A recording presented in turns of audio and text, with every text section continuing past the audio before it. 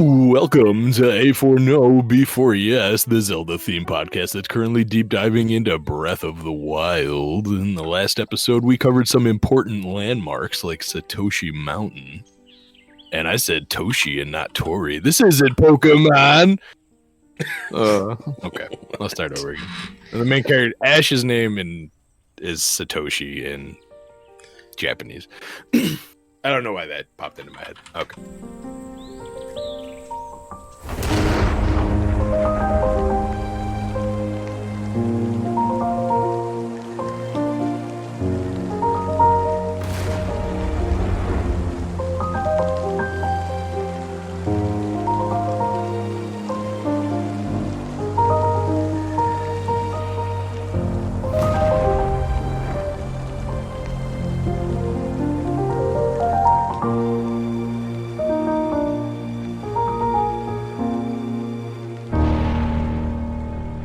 Welcome to A4NB4Y, the Zelda theme podcast that's currently deep diving into Zelda Breath of the Wild. In the last episode, we covered some important landmarks like Satori Mountain and also gave our predictions for a few things we want to see and that we think we might see for Tears of the Kingdom that's dropping in a few months from now. This episode, we're going to be going into the Trial of the Sword, one of the most hated things in the game because, oof. I'm Cameron Hagee. I'm this Charmander's trainer, and these are my co-hosts. I'm Ryan Fonzie, and I am a stolen family heirloom. Well, I'm Anthony, and I was also going to be a stolen family heirloom. Oh no! The theft is looming. So I guess I can just be a guy who was really evil at one point, but then I saw loss. I experienced loss, and now I have redeemed myself. Okay. Loss and familial ties. Wow. Familial ties. That went Family. places. It's important. Okay, Vin Diesel, calm down. Oh, yeah. So, full disclaimer, we were planning on doing the Trial of the Sword since the beginning of the season, but just like today, during the day, I kind of dropped the idea of also doing the Stolen Family Heirloom quest, kind of shoehorned into this one just so that we can talk about it now. I just don't know that we're going to have room in the next few episodes to really cover it. We're gonna be going some places before we finish this game. So it's the last shrine that I completed, just because it feels appropriate to do it towards the end of the game. But I figured maybe we start with some trial, and then like between the different levels of the Trial of the Sword, we can kind of bounce out and do some other things. I know Anthony had another topic he wanted to bring as well, but I don't actually know what that is. So surprise for all of us except for him. It's a surprise for me too. Surprise for you too. You At least it was declared a it. surprise for me. Oh, Yeah, okay. but it was a surprise for me when I did it. Fair enough. All right. So, Trial of the Sword. Gag me with a spoon. All right. So the way that we did this one, something about you saying "gag me with a spoon" and me just be like, "All right." All right, so Trial of the Sword is a pain. Let's be real. Like the first time I tried to do it, I think I died twice in the first trial, and then like once in each of the next two trials late on in the trial. So we're talking about like full redos, just completely feeling like my time was eaten up by failure. It's a miserable experience if you go through that. I'm sorry. This time I did it. I one-shotted the thing. All three levels, no deaths. I was so happy. I don't think I even used a fairy the whole time. It was wild. You're probably going to, there's some footage that's probably going to go up and you'll see some of the action in the background here since we're doing VODs now and I can do that. So it was a much better experience, I'll say. But the Trial of the Sword, the way we played, while we were talking about the Korok Forest and the Lost Woods and everything, right after I got the sword, I think I did one of the shrines in the forest, And right after I was done with that, I had this cutscene that triggered about being called back to the place where the Master Sword was sleeping to face a trial that I was now ready for. And it's a DLC mission of sorts. I think Zelda even declares it. Like you hear like the telepathic, like, oh, return to this place and you can take on, like, she's always kind of declaring DLC missions. Yeah, pretty great. The sword's power is not complete. Yeah. Return to the forest and put yourself through the worst experience of your life whenever you're ready. So I don't like it. a big theme of this one, I mean, aside from having to be strong enough to pull the Master Sword back out of its resting place, like the game seems really concerned with Link being strong enough or skilled enough to be able to wield the Master Sword at its full power. Like the power of the sword is entirely dependent on him. So if he hasn't, like, I don't know, passed the right amount of tests or what have you, the sword just isn't what it used to be. So is it just me, or like, does the Ocarina of Time link, like, this is going to be a sidebar, but is it just to me like the Ocarina of Time link seems like he's had the easiest go at obtaining the Master Sword and wielding its power? Because if we compare the links, like, let's look at the Skyward Sword link and his trials and his repetitiveness he had to suffer through, and the Breath of the Wild. Like, I feel like the Ocarina of Time link, at least in relation to the other ones, like, had the easiest go at this so far. I would say. What about A Link to the Past? Yeah, or Wind Waker even probably both had easier times. I mean, A Link to the Past, you lost your uncle, which I mean, but you only had to go through like 3 basic palaces and then bam. Ocarina of Time, like, remember, he got to it with 3 pretty basic dungeons, but then he had to lose 7 years to be strong enough to wield it. So the sacrifice. It's all lost. Yeah, it was kind of like, we're just gonna put you in the hyperbaric chamber here and just let you cook until you're strong enough to wield this puppy. He was training with Goku in the hyperbaric time chamber. At your current age, you're simply not old enough. But even still, like, the trials that this link goes through, I mean, 120 something shrines, and you need at least enough hearts to wield the Master Sword. I mean, you can go there whenever you want, but you need to do some shrines to get there. And then having the sword trials on top of that, I mean, it's just brutal for this guy. Yeah, you need to do like at least 40 of the shrines on a regular play if you don't do the hack where you just sit down and grab it. And almost dying. And then it's not earlier. full powered unless you do a 51 floor challenge through the... I don't know, just through all of the different enemies you could possibly fight in this game. I guess since you mentioned a hack, I didn't like watch the video, but I saw a thumbnail and a title of a video that said that there was a way to get the powered up Master Sword without doing any of the trials by somehow clipping through an area, and you could clip right into the area you're teleported to when you beat the entire trial, and then you could just grab the powered up Master Sword from there. So apparently there's a way to skip all of the trials and just grab that powered up Master Sword. Wish I had known. I know, right? See, here's the thing this about episode we're covering how to clip through a wall. Yeah. Speedrun tech. Take what's yours.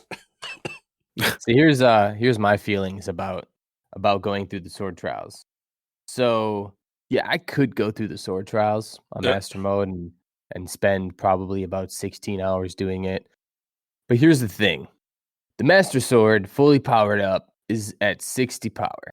Yep. Now, for story's sake, I could definitely go through the sword trials for the story's sake and have this done. But I think every weapon in my inventory but one, which is the Edge of Duality, is over 60. So at this point, I'm just like, Master Sword, weak. I guess the only thing good it would be to you is an indestructible weapon because it never breaks once it's powered up. Yeah. Which also like invalidifies the entire weapon system of the game, which is a very big system that it revolves around. You become Link Skywalker when you complete these trials. Link Skywalker. 100%. You get a blue lightsaber of a weapon that just, I mean, in a standard gameplay does more damage than most things. Yeah. But also at the same time, whenever you're in the Divine Beasts or whenever you're fighting Ganon, your weapon is automatically already powered up to that form and indestructible. So during most key moments of the game, you already have it powered up. I would argue it's completely unnecessary to even do the trial of the sword. How am I supposed to farm Restless Crickets in style, Cam? Bro, soldier's broadsword. Oh, okay, you say in style, royal yeah. broadsword. Listen, if it ain't a lightsaber, it's not worth it. It's not glowing. I don't want to touch it. So yeah, let's jump into this. So premise of the sword trials, for those who don't know, you end up in what is essentially a holodeck version of a shrine, where all of the walls look like shrine walls, but everything in the room looks like the overworld, aside from maybe the ceiling. Right? So you'll get trees, fields, enemies that you'd normally find out in the wild. There are some exceptions to this, but you'll find different biomes that you would find elsewhere in the game. Key thing, it's kind of like Koholit, or what's it called? Like the challenge island in this game, where once you go in, you are stripped of all of your other weapons, items, foods. Eventide Island. There you go. The reference to Koholit, you know, that guy, that place. So you get in here, you lose all of your stuff, and basically you are told you have to complete a series of rooms. There will be rest areas where you're just given free things and you don't have to actually face a trial. They are a great grace. They help out quite a bit. Sometimes they'll actually give you clues as to what's coming up as well, which is nice. But for the most part, it's a combat trial. How well can you manage with the resources you're given, starting from scratch and working your way to the end, which is normally some kind of boss. So the first trial is a 12-room run. There's 51 rooms in all, but the first trial is just the first 12. And it is your most low-key, but also it does get challenging towards the end. Most of these ones take place in just what appears to be overworld outdoor type forest or field biomes. There's really you're not going to find a whole lot of lava in this section. You're not going to find like cold or lightning storms or anything like that. It really is just pretty straightforward stuff. First room, I took some random notes. There's a couple that stand out. I know that you guys probably watched through this time rather than played through. I think, Ken, you said you played through it before, but it was left such a bad taste in your mouth you didn't really want to go back, which is fine. We're all able to play the game the way we see fit, but for the sake of discussion, I'll just walk through some of the highlights that I ran into. I would be clipping through that wall, I'll tell you what. So first room, you play Bomberman. As we go through, I'll just throw some tips out there as well. We already missed the biggest tip. Yeah, we already missed the biggest tip. So let me backpedal just for a second here and say, before you go in, you do get stripped of all of your items, but you do not get stripped of any power-ups or buffs that you have given yourself from a meal ahead of time. So the one that gets referenced a lot is you get a horn of one of the dragons. Like I always get Din's horn because he flies through the canyon. He's really easy to get. So if you get a shard of Din's horn and you make a dish with that and 4 mighty bananas, you end up with a fully powered up, full attack up buff for a full half hour. For 12 rooms, that might get you through the whole thing. For the second and third trials, it didn't get me through the whole thing, but I also tend to work at my own pace, and that's just not, I wasn't really trying to beat the clock with that. What this will do, if nothing else, is give you a really easy first set of rooms where you are accumulating the best weapons and only using them mildly, whereas these trials are made where you can do it with nothing, like with no buffs. So your arrows will do more damage, your weapons will do more damage. Therefore, you're not using them up as fast, and you end up with a decent stockpile to finish out the trial with. That's probably the biggest and best hint that anyone that I've heard for these trials is that right there. It's like a cheat code for this kind of thing. I mean, I also usually give myself 3 bonus hearts because I have all my other hearts, and yeah, we haven't done the other DLC yet, so I haven't maxed out that whole thing. So that's what I approach. I didn't approach the first trial with that because I didn't have the recipe down quite right, but yeah, big first tip right there. Second big tip is your bombs are your best friends. In these trials, if you're not playing Bomberman, you're wasting something. Most bokoblins are just silly when it comes to avoiding bombs. So I will say in master mode, bombs do diddly nothing, right, to damage. That's what the bananas are for. you have to get, like, I guess, a lucky bomb against a wall so you can pin them and then start doing some combos. Now, again, I can only speak to 5 levels because I made it to floor 5. But oh, wow. Every enemy that is in the rooms are like 1 level up. So if you have red, well, I have blue. If you have blue, then I have white, and so on. So, or silver, I think it is. So it's just, yeah, it's a lot harder, and I definitely did it once on the regular playthrough, and remember like dying a little bit and being it. I think it's fun, honestly. Yeah. To be able to just like, go for, what is it, 51, I believe. That's what I keep seeing everywhere that I look is 51 rooms. I could do the math real quick. At some point. I think it comes down to like 45 actual like trial rooms. Safe rooms. Yeah. Some like 3 the checkpoint rooms. Yeah, I think there's 1 checkpoint room in the first trial, 2 in the second, and 3 in the final. But like so like I was getting at, is like it's like a fun mini game that's in Zelda. It's like its own thing, like not many Zelda games have had 4-hour plus essentially games. It's like a Hunger Games type deal, right? And it actually is really interesting. I definitely wish that I could go through it again on just regular mode. It's just master mode is not fun. Sure. I mean, you could, if you have that old save file, you can still go back and play it again if you really want. I don't think I do. I think I hit new game and just ruined the entire save file. Oh man, that's dedication, man. Oof. I definitely on the Wii U, you can just make another profile and then that gives you another save file. So I've been just playing I might be able to have a save file on. I do have 2 profiles. I don't know if it works on the Switch though. Gotcha. Yeah. So, just a few rooms to stand out. I mean, honestly, first room, first impressions, right? I mean, it's just a bunch of bokoblins that you can bomb away. They're all red. They carry like sticks, basically. So you're not getting a whole lot out of the room. But it's just a good. There's also there's a seared steak and 2 bird eggs. Yeah.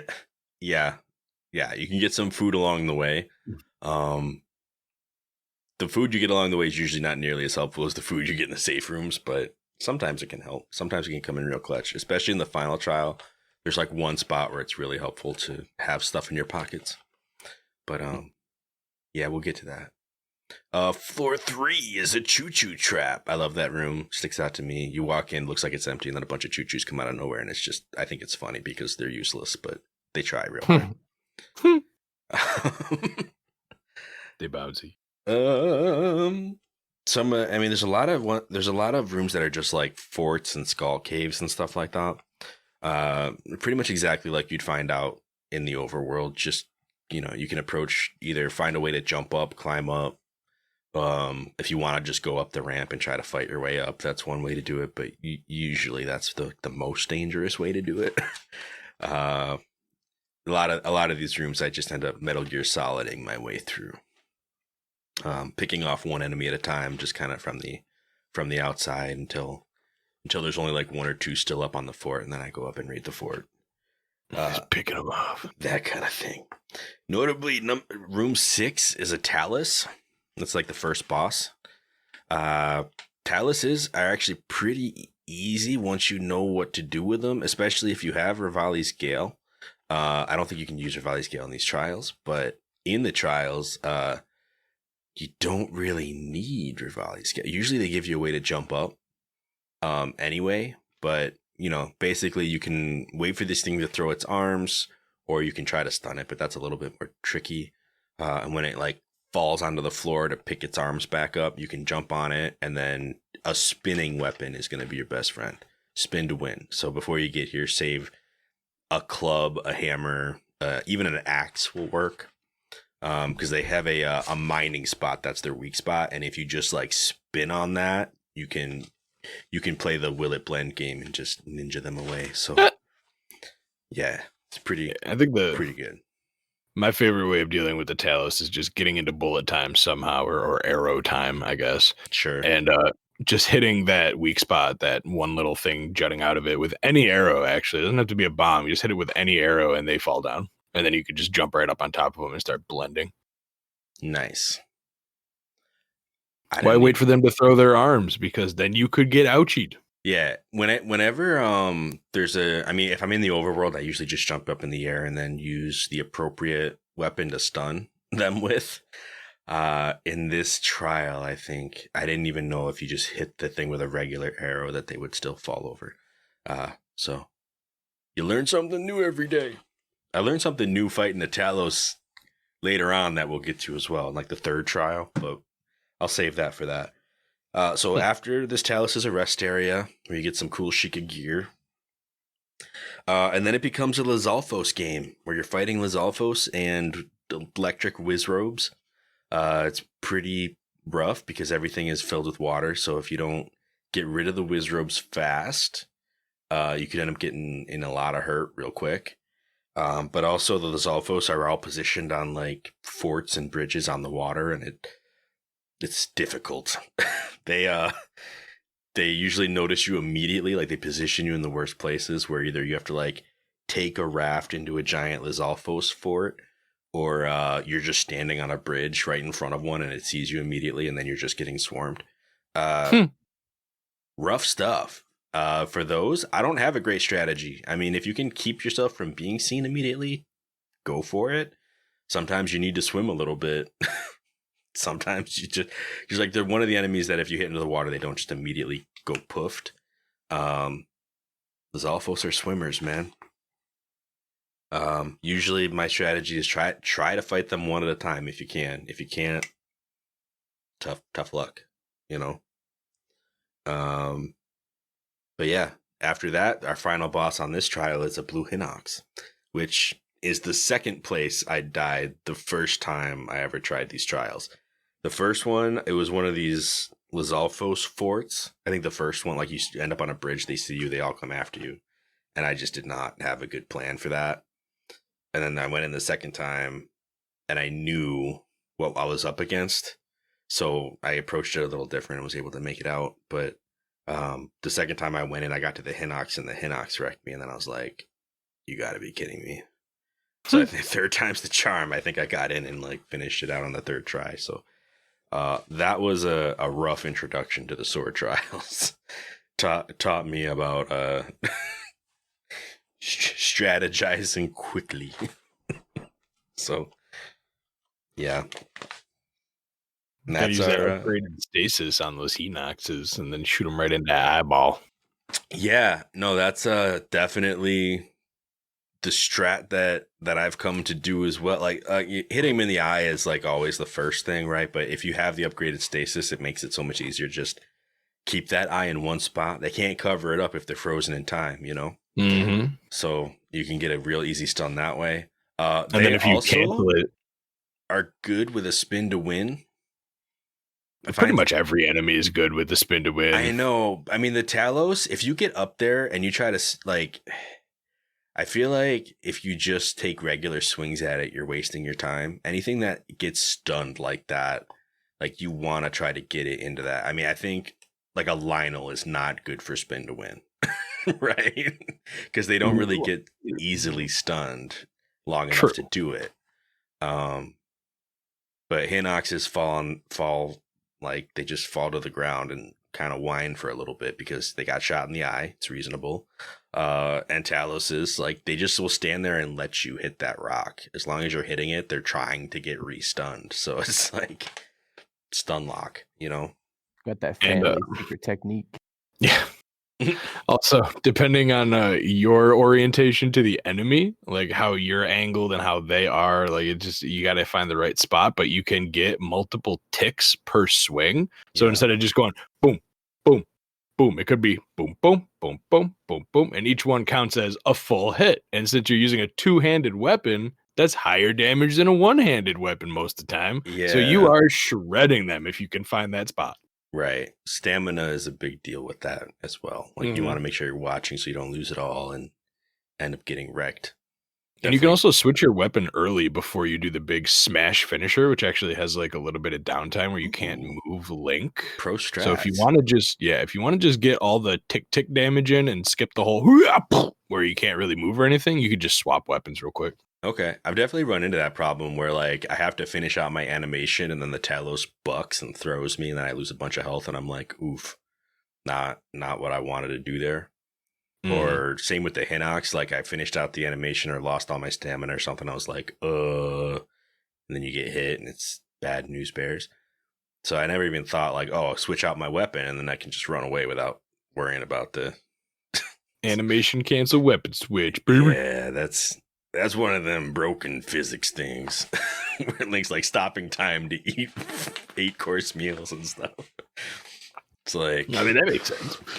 Yep, I got a dagger now. I'm out. I mean, just imagine how like the Lionel feels. He's like about to swing. His weapon's like half an inch from Link's face, and Link's just like, I'm not full steak. All his health back. I can't get it. All right, let's go. We got this. Yeah, I've definitely gotten into the habit of when I'm fighting like anything that's challenging, I guess, whether it be a Lionel or whatever, I'll use like a one-handed weapon so that I can use my shield. And then the second I get Fury Rush, I switch weapons. So I just like do the back jump or the backflip, go into arrow time, you know, and it's like, oh, press this button to Fury attack or whatever it's called.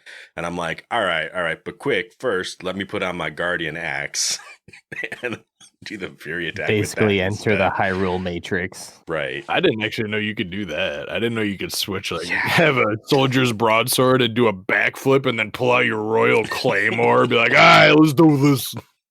You done messed up. What did you think you were fighting against? You don't know how deep my pockets are. I could imagine it like one of those JRPGs, like the VR ones, where there's like a little like anime menu pops up and they're like switching through the weapons as he's like in airtime, just back. The sword disappears and he's in the menu like this one. Sword Art, yeah.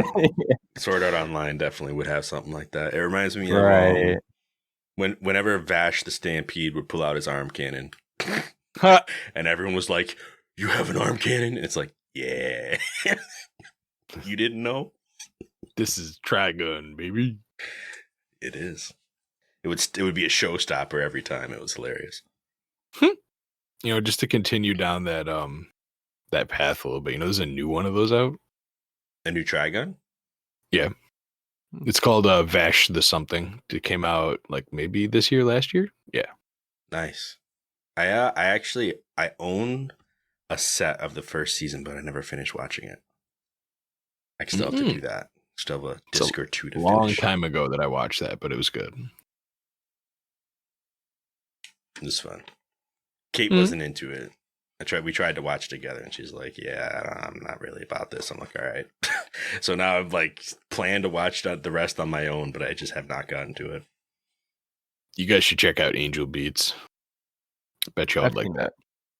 Very sad. Very heavy. Good stuff. But Yeah. that's a big digression we've gone on now. We're real humans, people. We have lives outside of podcasting. Let's get these beats back onto these floors. All I right. am definitely not an AI unit. Chat Program GPT. We're here for the Hyrule only podcast. I'm Elon Musk PT. All right. So where were we? We just finished the first trial. Yeah, we're in the middle trials, which are the worst Well, because They're the dark ones. Let's take a break from the trials real quick.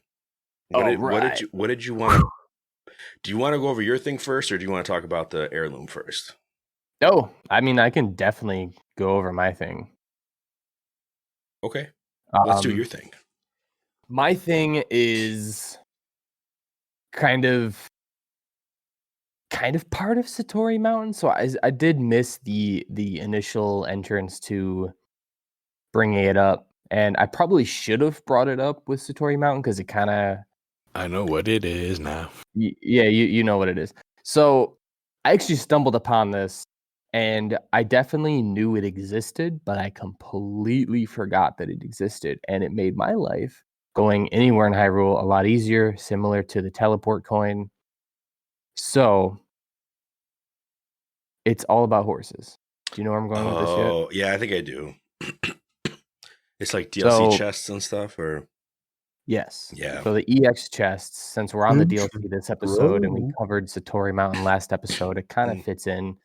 So the location you get this so-called item will change your life. If you've never heard of it, maybe you have heard of it, but there is a set of saddle and bridle that was made by whoever made the ancient gear. I don't know. And Shikatek. and this stuff is the best invention in Hyrule.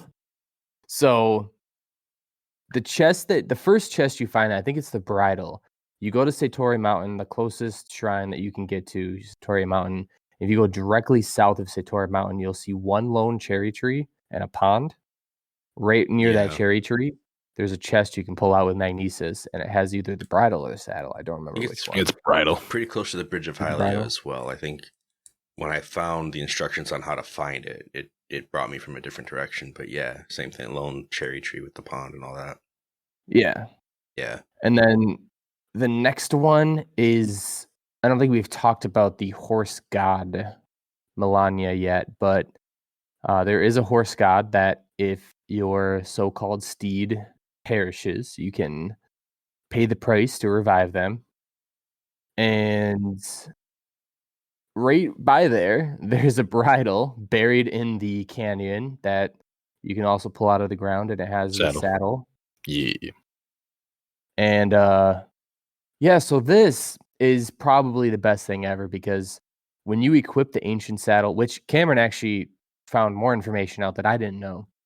I know it teleported. So anywhere on the map that you want your horse to come to you, if it can come to you, which Cameron was also talking about when we were talking about this when I brought it up, should just be the game mechanic. That's how it should work. I mean, that's how Epona Like- used to work, right? I mean, Right. You couldn't bring her anywhere, but anywhere in the overworld where you could ride a horse, you could just call her over. You know, it wasn't a distance-based thing. Yeah. Yeah. So I think the exact example I used was, how much sense does it make you can shoot a fire arrow at some grass and launch yourself 30 feet up in the air off of a single piece of cloth, but your horse is too far away to hear your whistle? Like, all right, where are we drawing the line at realism here? Like, come on. So this is just how it should be. And this item should be equipped automatically onto every horse you get, period, because it should just work that way. That's my opinion. I just got a vision of somebody trying to do the sailcloth off of a fire trick in real life. Well, let's get the burn cream. It's one of the reasons why you shouldn't imitate what you see in video games, kids. Yep. True that. Also, horses, I don't think respond to whistles. I could be wrong about that. I am not a horse expert, but It probably depends on if you train I was them. gonna say I think you can train them to a whistle, but that's they can hear it. And I'm then- sure. like a wild horse that you capture, and owned for all of you're right. 2 minutes. The horse breaking like mechanic in the game is much quicker than it would actually be, and also there is no training session for that whistle response. Like you ride the horse for all of like 5 seconds. Yeah. And you own that horse. He knows everything you know now. Right. You have bonded. You have soul bonded with that horse in 15 seconds. I know you were wild, but if you remember, there was that one time where I patted you until you calmed down. So now you know all the main roads and to come when I whistle. That's right. That's how it works in Hyrule. And then what? Oh, God. Oh, I was gonna say, what I didn't know about this. I don't really want to bring up the white steed because that's part of a memory, if I'm not mistaken.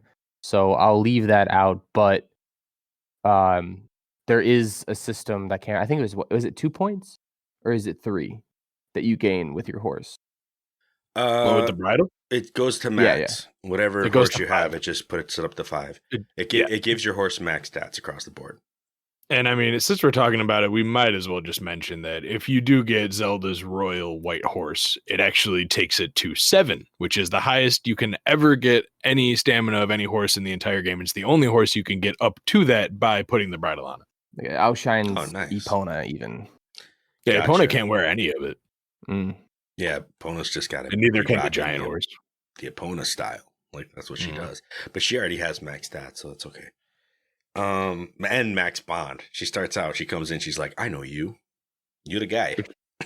You did one guy. So my question is, Canon. how is her horse just, alive? It's been like 100 years. I mean, it was just back to the game mechanics thing, like we're listen, ruining all don't, realism. We can make a series just like Viva La Dirt League and just do Zelda logic all day with this stuff. Ganon's horse is still alive and he's just chilling in the Tabantha wheatlands for who knows how long. This man has not Ganon's had a horse horse. looks like it should be invincible, though. The thing looks like it should live 100 years. Did you see it? It's like an elephant, not a horse. Yeah. But yeah, that's all I wanted to bring up. I mean, the game when the EX came, the game just sprinkled a bunch of new stuff. There was something else, I guess, because the teleport coin, the bridle, the saddle. Why not just get the next one with the Korok mask? Just make your life easier. I've yet to get the Korok mask. In fact, a lot of the EX clothing and gear I have just never even sought out. So, gotta go read them books at them stables, man. Well, yeah. I don't even read books in real life. Oh, that's a lot of words. That's too bad I'm not reading it. What is this word soup on paper supposed to be? I will give you the benefit of the doubt. You do have to read an article by Tracy, and I know none of the homies like reading Tracy's articles. I met Tracy. That was interesting. Oh, really? I haven't met her yet. Tracy, Stacy, Lacey. Yeah, she's like at one of the stables. She's just, it's either that or she was in Greedo Town. I don't remember. She was somewhere.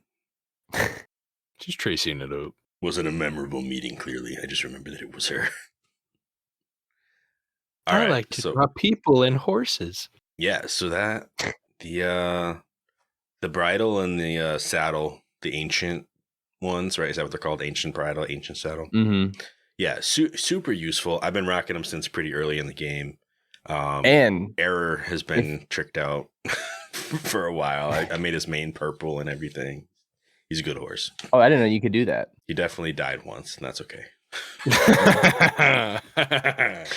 Yeah, you can. I think that might also be DLC. You can customize your horse, so you can take them. If you take them to, you're not the actual stable owner, but if you go off to the right, it might actually have to be at the a certain stable, the one that's actually by the horse god. You can talk to the stable hands who kind of work in that little station with the 2 horses usually. And one of them will check the bond of your horse and be like, oh, okay, like as long as it actually likes you and your bond. Like you can't just like random, you can't customize a new horse who hasn't, gotten that strong bond yet. But once she determines that the horse likes you enough, you can change all kinds of stuff, like what kind of mane it has, what kind of tail it has, what color those things are, and stuff like that. I'm gonna have to go do that. It's fun. That's why I made the ridiculous. Like I named him Error to begin with, and then when it came time to customize him, purple just seemed like the natural fit. So Let's go see the horse god, Charlie. Oh gosh. yeah, I had to bring Error back from from the grave with Millennia. Yeah, that's an experience. Normally, she just evaluates what happened to the horse, and I think as long as you didn't kill the horse yourself, you're good to go. And be like, I can see that there was no malicious intent here, and then you can revive your horse. But if you just run off a cliff and then pull out your paraglider and watch the horse go, then you can't bring him back. I don't know. Never tried it. So I'm actually not sure. But it seems like I'm being judged whenever I ask for the horse back. So, just saying. Were you actually merciful to your usually horse? what happens to me is that I leave the horse somewhere precarious. Like I'll leave it before I have to climb something, right? Or glide across something because the horse can't follow me there. Like he's not going to. Once the trail ends, there's usually something dangerous nearby, and I just leave him behind. And then I try to call him later, and it's like, yeah, nothing. It's just a whistle. I'm like, what? And I check the map. There's no horse icon. I'm like, oh no. And it's like, what happened? Yeah. You see like some moblin walking Like, up. Oh, look, a horse. I put him here safely on the cliffside. right next to where I defeated all those monsters before the blood moon. I'm a terrible horse owner sometimes. Not well thought out. What can you do? Well, you can take better care of your horse for one. That's You on can me. leave him in a stable for the entire game, like a Pokemon in a PC box forever. Yeah, I mean, now that you can teleport him anywhere, you can actually put him inside, like where the goats are. Just let him live out his days happy with the goats. Aw. One of my first horses, I got him stuck near Heteno when I was riding him. There's like a weird cliffside right before you get to Heteno that it's right by the water, and I somehow managed to get the horse to a slope that was like Where you get the bandana, that cliff? Where you get the climber's bandana? No, on the other side. Oh, okay. Of Heteno, yeah. So I got him. So I somehow managed to get him stuck right where the slope is so high, but like every time I tried to turn him, so like left, right, he would neigh and just jump up, and there was no way. I probably tried for about 5-10 minutes trying to get him around. I whistled, nothing. Was like, I could call him back to a stable, but I don't care enough. So then I just went to Heteno. No. He disappeared at some point. I don't know where he went. He's been gone, but he wouldn't. I got him stuck basically. There was like no way to get him off that. It was like a cliff almost. For situations like that, I think the trick you're supposed to, well, not supposed to, but I think that one of the tricks that they give you for situations like that is you can actually do like a Z target. And not like actually lock on to anything, but just fix your camera, and then the horse will like sidestep and backstep. Like you don't actually have to turn the horse; you can just kind of have it like dance its way out of there. You just bomb it till it moves. Oh no! Just freeze it and watch it slide, man. This episode's gonna get DMCA'd by PETA. Well, listen, they're digital horses. Yeah, they're dead. You can't eat these That tasty has animals. not stopped PETA before. All right. See this hat? You see this hat? See this? All right. So I guess we'll head back to the second level sword trials then, just for a spell. We'll do a quick rundown of what that looks like. This is my least favorite of the three. even though it's the one that I probably died the least on. At least, well, that's not true. The first one, I mean, I died more than any of the others, but I think the other ones, they're tied. The second two levels are tied for me. But Middle Trial is the worst. And the reason it's the worst is because of the dark section. See, this trial, from here on out, you know how like the first trial was split into like forest and water, like very common overworld biomes. This one is split into, I believe, 3 sections. One is wind tunnels, which is actually very fun. Like the first 4 floors, you get to just jump around with your sailcloth, go into arrow time, just knock everything out, just basically be death from above. It's awesome. I love the first 4 rooms. After that, you get punished for making it that far.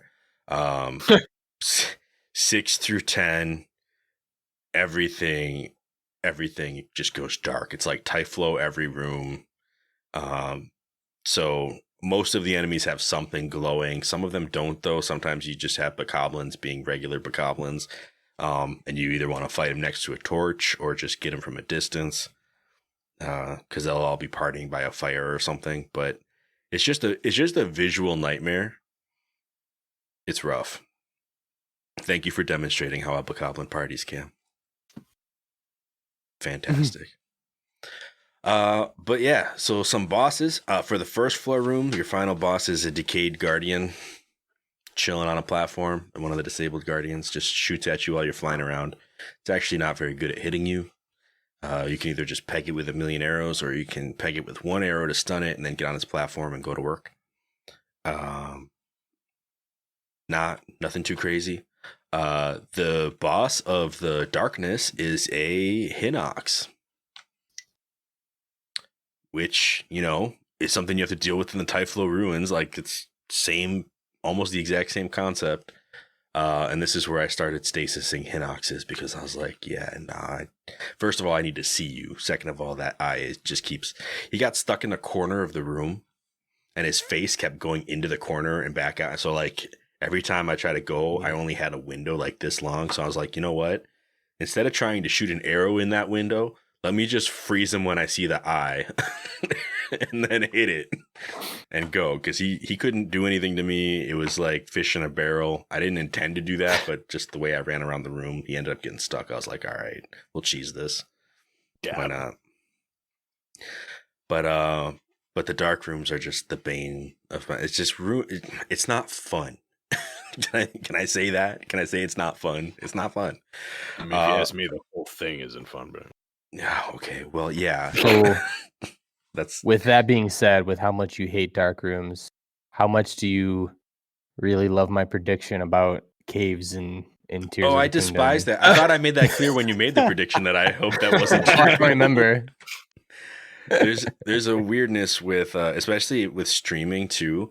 If you're playing a game that could be well lit and instead it's like pitch black, nobody wants to watch that because you can't see anything. Fair. And then when you're playing it, it's just super inconvenient, and I don't think that it adds fun to the equation. I think it takes it away. Mostly an inconvenience. Yeah, very difficult. Mostly an inconvenience. Yeah, not being able to see when you're not exactly like able to hear or feel things out either. It's just a silly way to try to add some challenge to the game. But I don't think Nintendo's above it. You could be right with that prediction. I just hope you're not. I hope I'm not. So then the last section of this is all Guardian stuff. Like, instead of going to another biome, what they instead do is take you into like full-on mock shrines. The floors are shrine-esque. A lot of them will have like the very shallow pool of water. Some of them will just have regular shrine flooring. And you're fighting Guardian Scouts, all different Guardian Scouts. Up until you get to like basically what is a major test of strength. And that's that. That's nothing too crazy. You get to your second level sword after that. It's nice. I don't remember where I lost the first time I played this one. It might have been like the double Guardian Scout level 3s. And that happens right before the end, just because they're obnoxious when they're together. But you can also get them to fight each other a little bit, so that's good. That's just a tip. If one of them's about to do like the charge spin, you can actually line it up so, or like if one of them does the big laser roundy, it'll hit the other one and stun lock the other one if they're close enough together. It's silly to have them fight in the same room like that, but I used to do that to the Guardians, the ones that were like turrets. mhm. You can get the one to shoot a laser at the other one. Nice. I was watching the dude in the video I watched of the sword trials, and all he did was just get into the air in arrow time as soon as possible and launch as many powered up arrows into one of them to just kill them. So it was a 1-on-1 instead of a 1-on-2. Gotcha. That is the thing. If you can get in the air, that's one of the things that the sword trials definitely taught me, was that if you can get into arrow time, get into the air, get that aerial combat going, you're golden, man. You could. That's like And come in with as much stamina as you mechanic. can. Yeah. The guy I watched, I think, had almost 3 full circles around his original stamina bar. So he was in the air for like 30 seconds at a time with arrow time. I'm like, I wouldn't be able to do that if I went into the sword trials. It's fun. It's a fun thing. I don't go in with the extra like yellow stamina or anything, but I do have the full what you can get. Like base level. I always prioritize. I think he also had 2 that full way. yellow circles, but he basically didn't even touch them. Gotcha. That was just a GT keys. That's the reserve tank, man. Exactly. Like actually. So yeah, we can get our base power 50 Master Sword this way. And if you guys are good, we could take a break here and talk about another shrine trial. Well, not shrine trial. It's actually a blessing shrine, but there's a shrine quest. In an early episode this season, I don't remember what we called it. Maybe like, are you a Belinker? I think was the name of it. We talked about Kakariko Village. I think Anthony actually wasn't there for that episode. I think it was just me and Cam talking about Kakariko.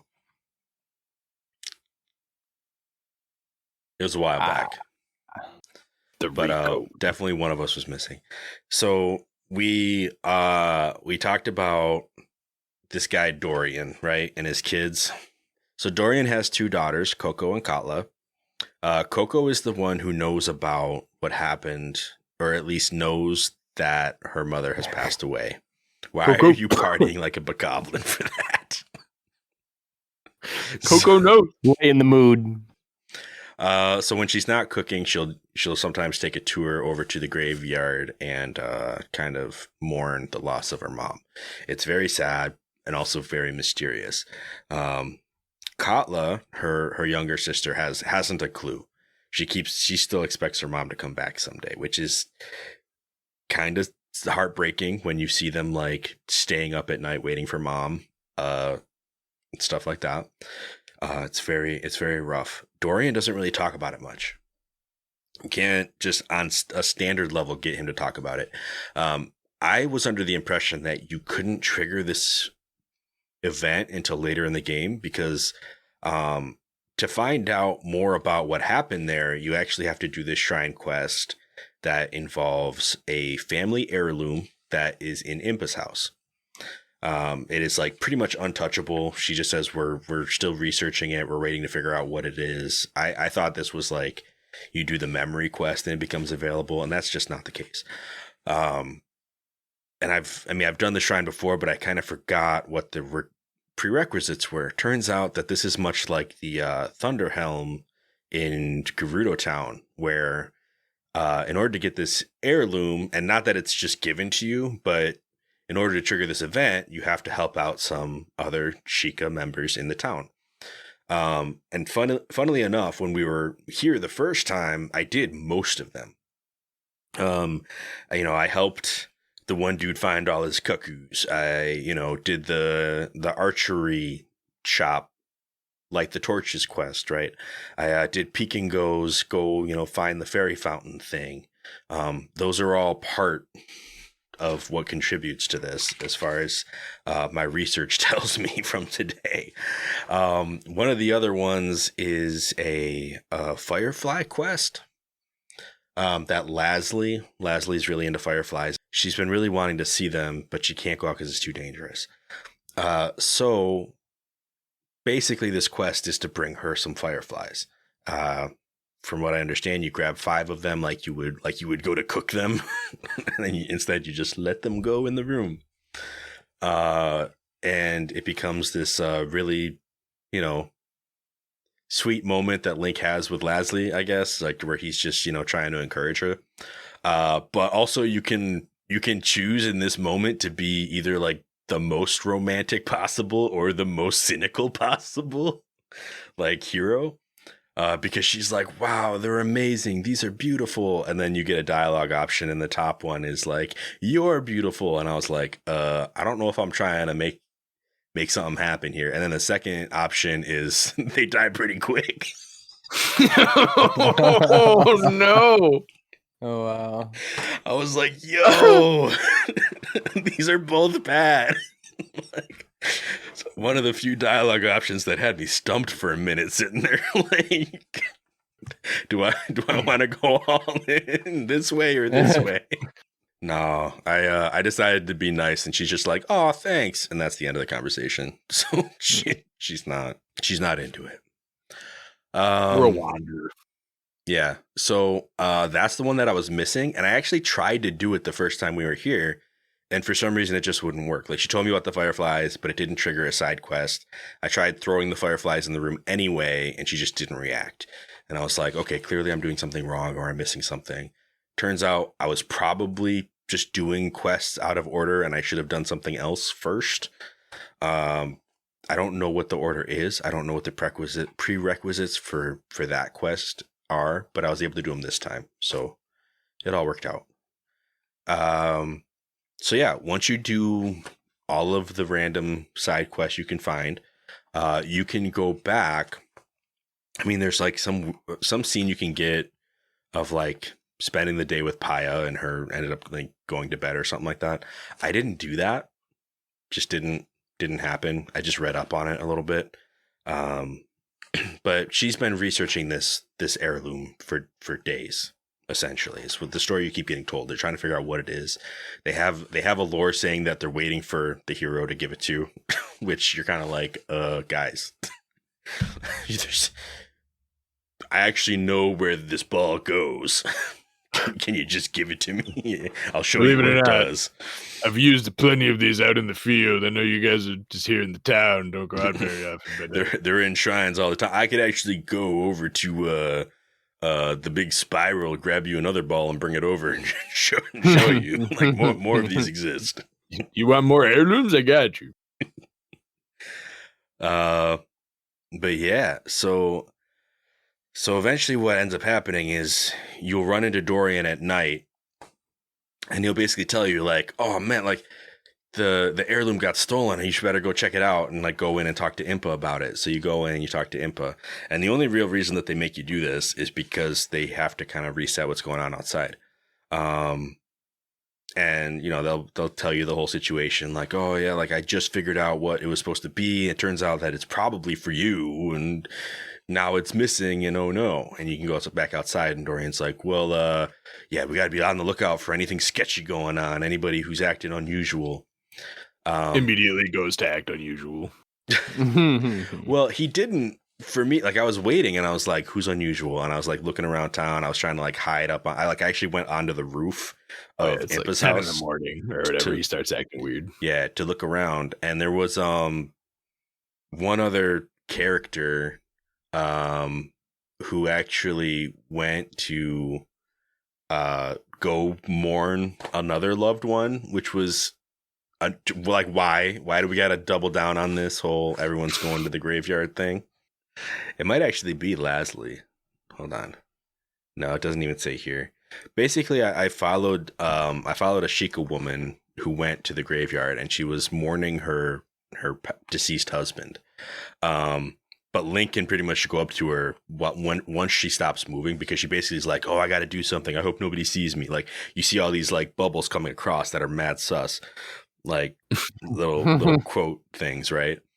And so she's sitting there in the middle of the graveyard, like, you know, kind of bowing a little bit, hunched down amongst the stones, and Link can go talk to her. And she's like, what are you doing here? And he's like, where'd you put it? Just like start giving her the third degree. Straight up Batman, sir. Yeah. He's like, you stole the heirloom. He's like, how could you be so disrespectful? I'm here mourning my lost husband. And it's a whole thing. And I felt real bad, but the game really sets you up for that.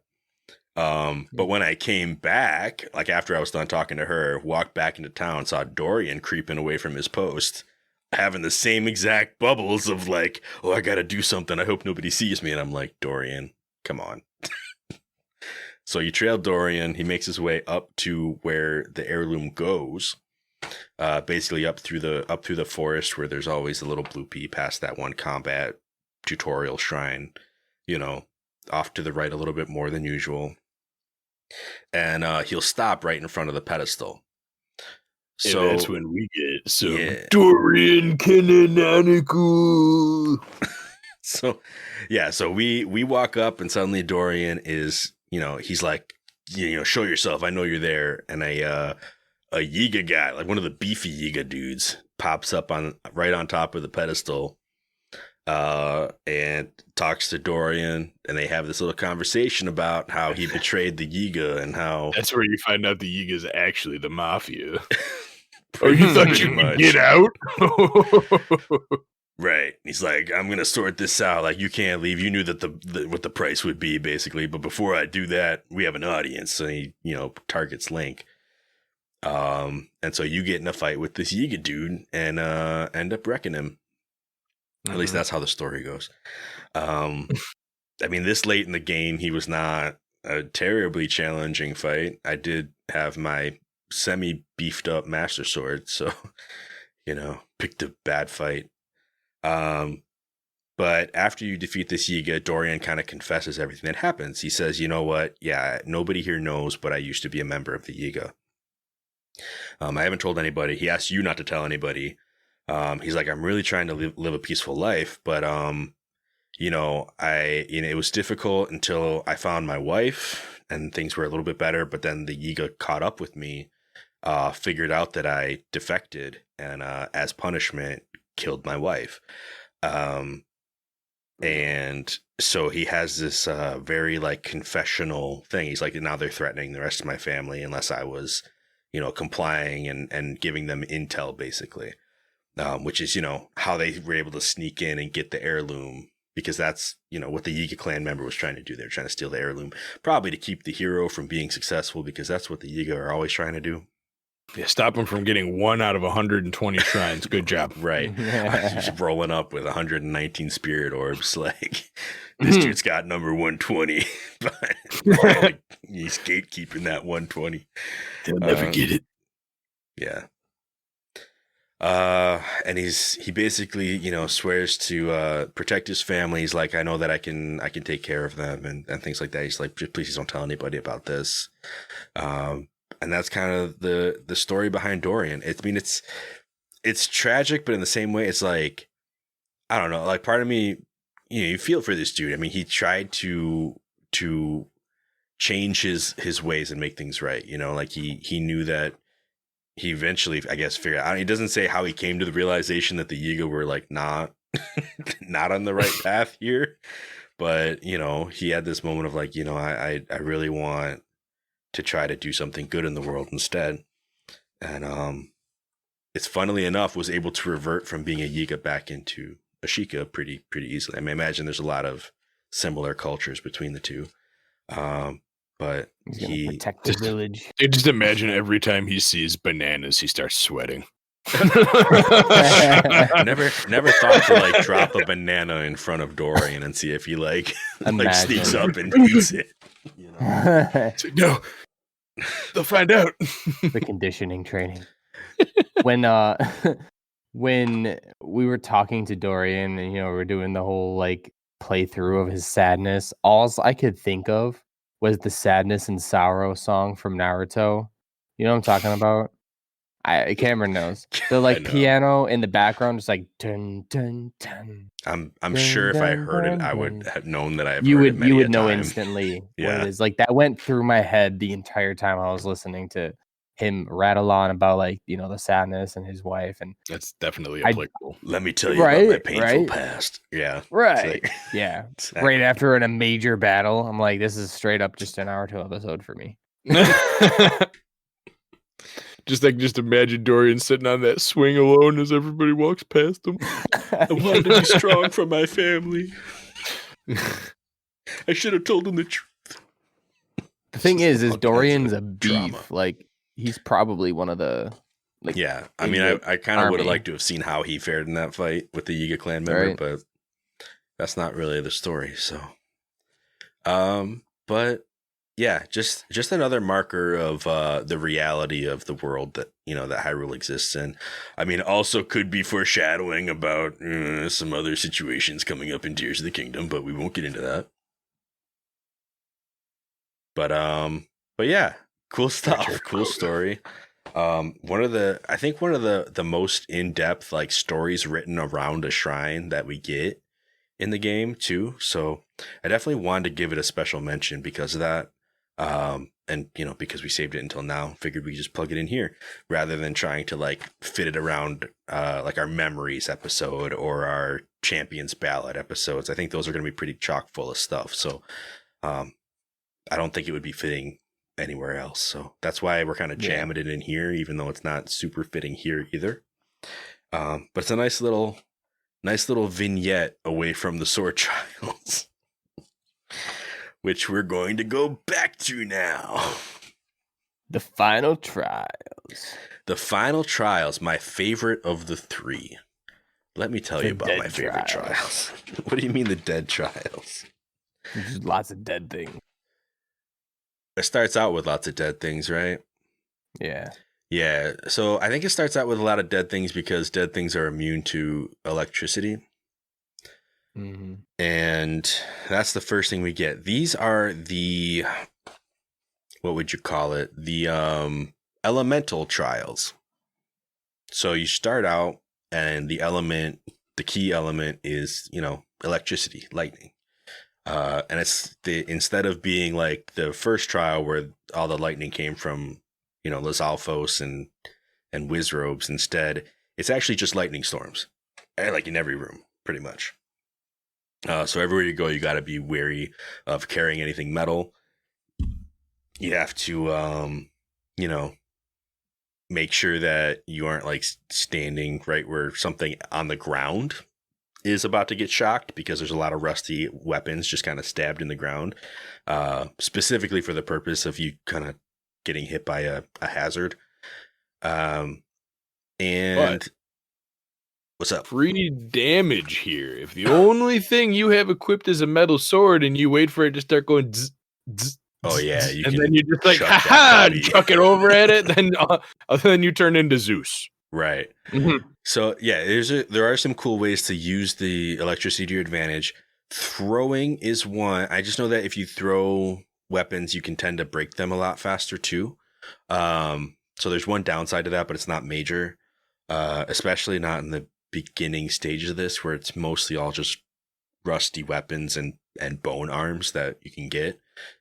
So again, you kind of want to play some Bomberman here to start out. I've tried doing this thing where I guess one of the spoilers is that there is actually an Octorok that will clean off weapons later on in these trials. So you can stock up on rusty weapons like in your back, because you don't want to be carrying them for the most part. But if you want to stock up on them, you can and feed them to this Octorok. What I will say about that is that almost all of them turn into traveler's weapons. So you're not going to get like a royal or, knight's anything out of this. So don't value them too much. Like, don't be saving it and like come across, a much better weapon and say, oh, well, this rusty one could be anything. And like, do that. It's probably going to be a traveler's thing. And that Octorok's probably going to shoot it into the lava on you, because that happened to me like 2 or 3 times. Traveler's trash. Traveler's trash. You'll end up having like a rusty spear that does 12 damage, but also breaks very easily, and it'll be like a traveler spear that does 10 damage, but has a little more durability. So you actually kind of lose some power doing this as well sometimes. But you don't inflict the tetanus anymore, so it goes down. But if you're looking at this and you're like, can I clean these? Yes, you can. You can clean them. So if you feel like you want to keep them for that, go ahead and do that. I usually do when I'm in here. I saw the writing on the wall the first time and got lucky with that, and then the second time I knew what I was doing, so it worked out a lot better. So then floor 5 is a stall knocks in the lightning. It's got a royal guard sword just like jammed in the room somewhere that you can get before you leave, but the stall knocks, I think he has some weapons on his chains or something too, so he might even get that. No, he's got elemental weapons stabbed in him actually in a few different places. So after you defeat him, you can get some elemental weapons, and those will help you further down the road. So floor 6 is a rest floor, where you get Flamebreaker boots, which are nice. Heck yeah. And that's the kind of the hint that the next section is going to be a fire section. And you get 3 ancient arrows as well, and you're going to want to save those because things get rough at the end of this trial. Yeah, do. So you can get some other the rest floor has some other useful things as well. A double axe, which is cool. I actually started collecting wood on this trial as well, and we'll get into why I did that, but I would recommend it. It would actually help me out quite a bit. So then we get into the fire zone. Some cool things about fire biomes that we probably just haven't talked about. If you hit a fire Lizalfos with an ice arrow, it will die immediately. That being said, the boss of this zone is actually an Igniotalus, and for Igniotalus, the best way to stun them is to just hit them with an ice arrow. They lose their fire and then they get all mad and they fall over. That's usually my thing with them. This Igniotalus actually has air vents in the room that you can bomb off, like bomb open. So you can just fly up, bullet time an ice arrow, land on it, spin to win. Pretty quick boss. And you know, one of the first rooms here is where that Octorok is as well. I think it's the first lava room. There's an Octorok right in that room. And I think it's the only one too. So make use of it if that's what you're planning on doing. Don't save anything for another one. There's no more coming up. So after floor 11 with that Igniotalus, there is a rest floor, and this one comes with a Stone Smasher, a Hylian Tunic, which is kind of nice, and there's some like very obvious spicy pepper, sizzlefin tuna type stuff, where you can make cold resistant food, which is important because the next floor set is cold resist. Now, if you saved your elemental weapons from that Stalnox early on, then you probably also have a flame blade of some caliber. Usually I have like a meteor rod, a flame blade, and a fire spear by this point. I save them all because the thing you can do with them is just hold on to them, and then you don't have to eat any spicy food. You can just have a flame blade on your back and be fine. But yeah, going through this zone, same kind of rules, just flipped. If you see an ice Lizalfos, hit it with a fire arrow, it'll die immediately. Same with Wizrobes, they do the same thing. If you hit, ice with fire, it just goes out, puffs out into smoke. Don't they not even drop fire with materials ice, same thing. either? Like you get the rod from but if you hit a fire Lizalfos with an ice arrow, then it doesn't drop anything. It just poofs. It's gone. If they're holding weapons, the weapon will stay, I think. I don't know about the like horns and tails and stuff. Yeah, I don't think you get the tails and stuff. You don't get any of that in the trials anyway. Ancient arrow. Yeah, in the sword trials, you don't get any weapon material, or sorry, monster parts, because then you could make a ton of elixirs, and they don't want you doing that. Yeah, I can't have that. So, yeah. There's actually one thing of note here. Floor 14 has another chest with some ancient arrows on it, in it. So that's cool to know about. I think there's another set of 3 ancient arrows as well, but I don't know where they are right now, looking at this. Because I think you can get a total of 9 in these trials, which is really nice. Floor 10, just found them. What? And yeah, I already talked about the floor. The floor 6 is the 10 restroom that gives you the 3 free ones. Floor 10 has a chest in the lava with 3 ancient arrows, and now floor 14 has another chest with 3 ancient arrows, probably stuck in the ice or something like that. Or I think you have to melt a block of ice to get it. Which is where the blocks of wood come in handy. If you get some wood before you come here, you can light a fire under the ice. It'll melt it away for you. Or you can just stand next to it with your fire weapon or whatever, Or you could be a complete Chad like the guy I watched in the video and spam your meteor rod until it all melts because you don't need that meteor rod. You don't need the meteor rod. It's true. It's funny. I got the meteor rod, and then like the next room there was a skull cave, and I tried to light it up with the meteor rod, and nothing in that skull cave cared about heat because it was all fire. There's all fucking fire moblins. They were just like, yeah, and giant balls of fire don't mean nothing out here. Like, I went swimming in that lava earlier, didn't you see? Balls of fire. Came to the wrong neighborhood. But yeah, so this one, similar deal. Floor 16, there's a frost talus. Again, there's some air channels you can thaw the ice off of and do the same thing, but with a fire arrow. Take the ice off of it, land on it, spin to win. I see the podcat is having a field day with your chair there. Trying to be a parrot. There you go. And then floor 17 is the actual boss, which is a blue maned Lionel, which I usually hit with an ancient arrow and say goodbye. I don't engage in that fight. I'm not going to fight a Lionel in the Trial of the Sword. Sorry. No. Which would leave us with a total of 8 more ancient arrows to use throughout here. I almost never budget them right. I always have leftovers at the end because I never know when to use them. I'm like, they might have something even more dangerous later. And then I'm wrong. So, that happens. That's why you gotta have this list open. That's why you gotta have the list open. I didn't when I was playing. But yeah. So after Frost, hey guys, what could possibly be the last element? It's not wind. Fire. I can tell you that. Is it life? No, it's Guardians. The last element is Sheik Attack.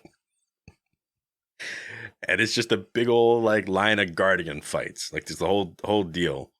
That's mean. Yeah, I know, right? You can get some hardy bass though in this last restroom. That's pretty cool. But yeah, no. Next thing, they start off right out with 6 decayed Guardians. Just placed around the room. The first one, that's entirely across the room, will light up immediately and see you and start shooting at you. But don't be fooled because the other 5 that aren't active will come to life if you take that first one out. I don't think they all come up at once, but they will, they take turns and stuff like that. So what I did with this one is I let that first one be alive, and then I went around and killed the other ones one by one. And then I took out the last one. Once it's down to 2, the second to last one comes up as well on its own. You don't have to trigger it. But most of them will just play dead until you've finished another one. So I was able to actually do a 1v1. And you can hide behind the one that you're about to attack so that the first one doesn't shoot you. It just makes life a lot easier. That room always stands out to me. But floor 20, Guardian Stalker, they give you some horses as well. 21, Guardian Skywatcher, just floating around, give you some practice with those guys. Floor 22, you get a Stalker, a Skywatcher, and a turret, all just placed around the room. That one's fun. Big old field with some Guardians of different colors. And then there's floor 23. Yeah, That's the best one. and floor 23 is the final room where everything kind of breaks loose. 8 8 mounted bokoblins. There's a bokoblin cavalry that's chilling with their Lionel general. Yep.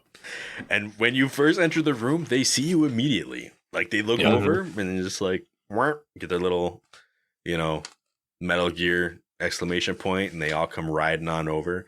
It's war. My strat here is to run in the opposite direction and drop a bomb behind me. So they all come running through, and then it's just bones everywhere. Well, not, they're not. I don't think they're Stalblins, so no. They're actually bokoblins. You So just it's just knock them off the horse. goblins everywhere. The horse is like, BAM! And then just runs away, and the bokoblin's like, oh no, my horse! Well, yeah. I mean, you do have to actually use the bomb for them to fall off the horse, but yeah. Well, yeah. Goblins go everywhere. Horses scatter. One of my first objective always here is to shoot the Lionel with an ancient arrow, though. So once, drop a bomb or two, once those go off, it's like immediately, how can I get this arrow into the air at this Lionel? Because once the Lionel's gone, you actually can kind of breathe for a minute. But there is a Guardian turret as well. So you got to watch out for that. There's just a lot going on, and they throw it at you all at once. So you just got to be ready to jump into action for this. I do actually enjoy coming into this room, except I'm always stressed out about that Lionel. It's like the biggest thing. I'm like, listen, if I get hit by some bokoblin with a spear, whatever. If I get shot once, I might live. If that Lionel engages, then I do not have an opportunity to hit it. Like, I'm done for. There's too much else going on for me to time anything with this guy. So, yeah, what I normally end up doing, get rid of that Lionel, climb up the tower, fight off the Guardian, because the goblins can't do anything if you're up on the tower. And then from there, it's just float down and start shooting off whatever arrows you have left, whether it's ancient arrows, bomb arrows, what have you. They're all like red bokoblins in the regular mode, so they go down pretty quick. I do feel bad about shooting at horses with bomb arrows, but it is very effective. I will say that. So makes it a real easy finish. Like once you get to that point, the rest is a cakewalk, and you already can kind of feel the victory at that point. So it's good stuff. And we get our Master Sword of 60 power all the time. All the power! Which means that we get to take care of the rest of the... And I already did all the shrines, so kind of messed up that experience for myself. The game. Yeah, no, and then it's DLC, baby. So this sword is going to help me get through the DLC shrines, which is nice. It's nice to have some actual gameplay to work with when you have a powered up Master Sword. That's not otherwise already powered up for like the finale of the game or whatever. Mm-hmm. So yeah, that is our Trials of the Sword. Any final thoughts on any of this stuff? I don't have any more, so. Master mode, hard. Grumble, master mode, grumble. All right, cool. So I guess I'll just close it out there then. I mean, like I said, love-hate relationship with this. I know that, Cam's got a hate relationship with this, and Anthony's got a master mode relationship is what it sounds like, which is kind of become a disparaging is what it seems like, but what have you. Yeah, I'm just glad that I'm through it now and I got the benefit, so now I can kind of walk away and just have fun with the rest of the game. But yeah, certain parts of this I really do like some of the set pieces that they put you against, but that middle section, man, gets real dark, takes me to dark places. literally figuratively. But yeah, next episodes, if we haven't hinted heavily enough already, we're going to be doing the Champions Ballad. We're going to break that up into at least 2 episodes. That's our plan. I'm hoping that we can knock it out in 2, but I don't know if even that's reasonable. There's quite a lot there. I actually wonder if we should do the memory quest first. How do you guys feel about that?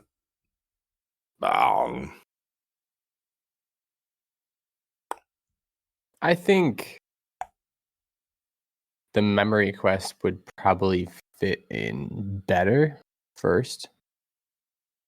Okay. And that's because of the nature of how you start the Champions Ballad. Okay. Great. You know? All right. So I'm going to edit a bunch of that out that I just said. All right. So if we haven't hinted heavily enough, our next episode is actually going to be the memory quest, and that'll be our way of kind of moving towards the Champions Ballad. So we're going to go through and do basically a memory quest movie night, where we'll just talk about the different memories, talk about what we see, what each cutscene makes us feel. There are 12 of them in the game. And they're not super long. And usually there's like one major concept shown in each one. And it's not something where we need to like write essays. I think it'll be a perfect little way for us to chill, not have to play a ton. I mean, we could just look up the memories. I've already done the whole memory quest in my game. Even watch them and talk about them on the podcast at the same time. So all good things. And then once we're through that, we'll head towards the Champions Ballad, where we'll then have extra weeks to play it and actually get it finished. So yeah, next episode will be our memories quest. So thank you all for listening. If you want to reach out to us, you can at our regular places. We'll have a link to our website in the description where you can find all of our social medias, things like that. And we will catch you on the next episode of A for No, B for Yes. Peace out.